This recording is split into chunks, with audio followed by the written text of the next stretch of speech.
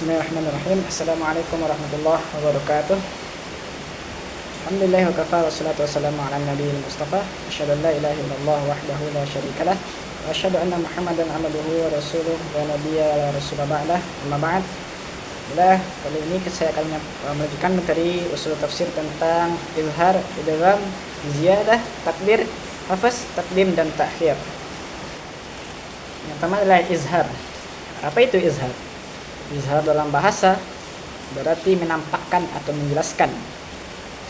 Dalam ilmu tajwid, izhar bermakna menampakkan bacaan nun mati atau tanwin tanpa dengung ketika bertemu dengan huruf tertentu.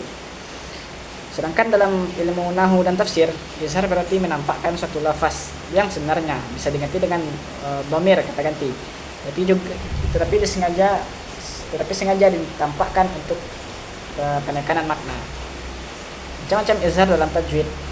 Yang pertama adalah ada izhar halqi, yaitu adalah bila nun mati atau tanwin bertemu dengan beberapa huruf, yaitu adalah a, ha, ain, ha, ghain dan kha. Contohnya adalah terdapat dalam Quran surat Al-An'am ayat 64, Allah SWT berfirman, "Innahu may ya'mal su'a." Itu juga dalam contohnya dalam Quran surah Al-Fatihah, Allah SWT berfirman, "Shiratal ladzina an'amta alaihim." An'amta, jadi huruf nun mati bertemu dengan huruf ain.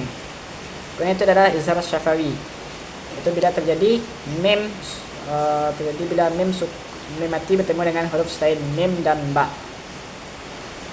Kemudian itu adalah idgham.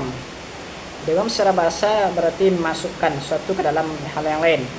Dalam ilmu tajwid, idgham berarti meleburkan satu huruf ke huruf lain sehingga terbaca sebagai satu suara. Dalam ilmu bahasa ini menunjukkan keharmonisan dan keindahan lafal.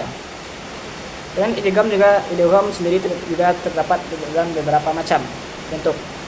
Itu yang pertama adalah idgham bi gunnah, yaitu jika nun mati bertemu dengan nun mati atau tanwin bertemu dengan huruf ya, waw, mim, nun, ada 4 huruf. Kemudian ada idgham bila gunnah, itu nun mati atau tanwin bertemu dengan huruf lam dan ra.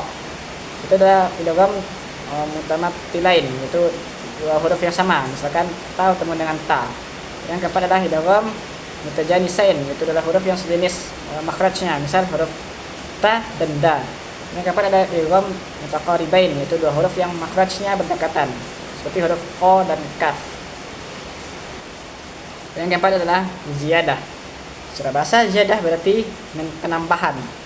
Dalam ilmu balaghah dan tafsir, ziyadah adalah penambahan huruf, kata atau struktur dalam ayat untuk memperkuat, memperindah, dan menegaskan makna tertentu tanpa merubah makna itu sendiri, makna secara hakiki. Ulama balaghah membedakan antara ziyadah lafziyah, penambahan kata secara lafaz redaksi, dan lafaz ziyadah dengan maknawiyah, itu penambahan makna. Ziyadah lafziyah memberi keindahan bunyi dan variasi bahasa, sedangkan ziyadah maknawiyah menambahkan intensitas atau penekanan terhadap makna suatu kalimat. Kemudian ada jenis-jenis ziyadah. Yang pertama adalah ziyadah huruf, yaitu penambahan huruf tertentu, seperti dalam kalimat "Fabima rahmatin minallah", itu adalah ma ziyadah, di sana terdapat ma ziyadah.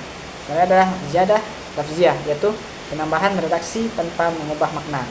Itu adalah ziyadah maknawiyah, penambahan untuk penekanan makna. Kemudian yang keempat adalah takdir. Secara bahasa, takdir berasal dari kata qaddara yaqaddiru, masdar dari qaddara yaqaddiru, yang berarti menetapkan, memperkirakan atau menentukan sesuatu hal. Dalam ilmu tafsir dan nahwu, takdir berarti menambahkan secara maknawi kata atau frasa yang tidak disebutkan dalam teks untuk menyempurnakan struktur kalimat tanpa mengubah maknanya. Para mufassir menggunakan konsep takdir untuk menafsirkan ayat-ayat Al-Quran yang secara lahir tampak tidak lengkap, tapi maknanya tersusun sempurna bila dilihat dari konteksnya.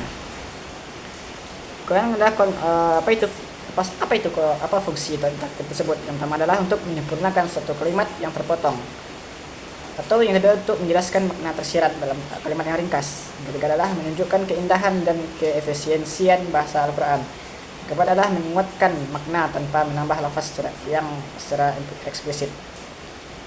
Kemudian saya akan memberikan satu contoh takbir yang dalam Al-Quran. Contohnya adalah dalam surat Yasin ayat 82, Allah SWT berfirman, Innama amruhu idza arada syai'an Innama amruhu idza arada syai'an ayyaqula kun fayakun. Dalam ayat ini terdapat takdir berupa kalimat yang dihilangkan, yaitu fahuwa yakun. Yang maksudkan untuk meringkas dan memperkuat kecepatan terjadinya kehendak Allah Subhanahu wa taala. Kemudian adalah hafaz. Hafaz terdiri dalam bermakna adalah menghapus atau menghilangkan. Dalam ilmu balaghah, hafaz ialah menghapus suatu lafaz dari susunan kalimat untuk tujuan keringkasan, keindahan atau penekanan makna tanpa menghilangkan maksud kalimat. Para ulama menyebut hafaz sebagai salah satu bentuk i'jaz dalam Al-Quran karena bahasa ilahi seringkali menyingkat ungkapan, ungkapan namun tetap utuh maknanya. Adapun jenis-jenis hafaz adalah yang pertama adalah hafaz mubtada, yaitu menghapus subjek kalimat. Kedua adalah hafaz khabar, yaitu menghapus predikat, ataupun hafaz maf'ul, yaitu menghapus objek, dan yang berikutnya adalah hafaz jar, yaitu menghapus presisi huruf antar kalimat. Dan yang terakhir adalah hafaz jumlah, yaitu menghapus seluruh klausa yang tersirat dalam konteks. Kemudian pembahasan terakhir kita pada materi ini adalah tentang takdim dan takhir. Takdim berarti mendahulukan sesuatu yang seharusnya diakhirkan, sedangkan takhir berarti mengakhirkan sesuatu yang seharusnya didahulukan. Dalam bahasa Arab, susunan ini bukan kesalahan tata bahasa, melainkan gaya bahasa yang mengandung hikmah maknawi, biasanya untuk penekanan, kekhususan atau keindahan redaksi. Tujuan takdir dan takdir adalah yang pertama adalah takdim sebagai takkid, penegasan makna, yaitu mendahulukan bagian penting untuk menegaskan maksud kalimat. Yang kedua adalah pengkhususan, yaitu menunjukkan pembatasan makna terhadap konteks tertentu. Kemudian adalah itu balaghah, keindahan bahasa, yaitu memperindah susunan dan menjaga irama. Kemudian yang terakhir adalah kesesuaian konteks, yaitu menyesuaikan urutan kalimat dengan situasi yang dimaksud. Wallahu a'lam bishawab. Itu yang dapat saya sampaikan. Bila taufiq wal hidayah. Assalamualaikum warahmatullahi wabarakatuh.